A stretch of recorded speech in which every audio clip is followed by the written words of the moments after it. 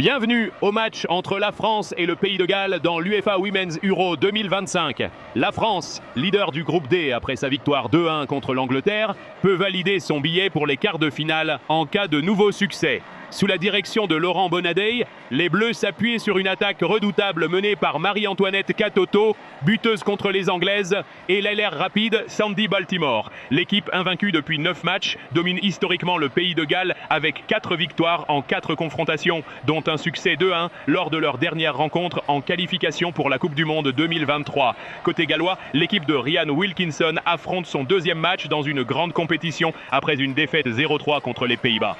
La sélection, qui dispute sa première phase finale d'Euro, peut compter sur l'expérience de sa capitaine Jess Fishlock, buteuse à 6 reprises en éliminatoire. Toutefois, le manque d'expérience à ce niveau et une défense parfois fragile pourraient être des points faibles face à l'offensive française. La France, grande favorite, devra cependant se méfier d'une équipe galloise prête à tout pour créer la surprise et garder espoir de qualification. Un match à suivre avec attention.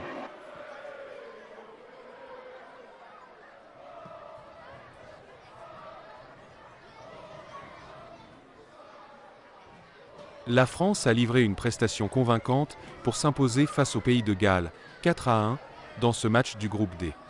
D'entrée, les Bleus ont montré leurs intentions avec une ouverture du score précoce. Clara Matteo trouvait la lucarne à la 8e minute d'une superbe frappe du droit après un corner mal repoussé.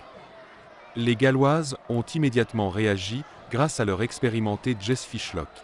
À la 13e minute, d'un ajustement parfait dans la surface, elle trompait Pauline Perromagnin après une intervention du VAR validant le but. L'égalisation n'a cependant pas duré longtemps. Juste avant la pause, Kadidiatou Diani transformait un pénalty, 45e plus 1, obtenu par Matteo, fauché dans la surface par Seri Hollande. De retour des vestiaires, la France a rapidement mis le match hors de portée. Amel Majri inscrivait un magnifique 3e but à la 53e minute d'une frappe enroulée du gauche après une combinaison avec Matteo. Le point final est venu à la 63e minute par Grace Geyoro, qui concluait parfaitement un centre millimétré de Diani. Malgré plusieurs arrêts de leur gardienne Safia Middleton-Patel, notamment sur Geyoro à la 72e et Matteo à la 69e, les Galloises n'ont pu résister à la puissance offensive française. L'entrée en jeu de Katoto, 75e, et Baltimore, 75e, a encore accru la pression en fin de match.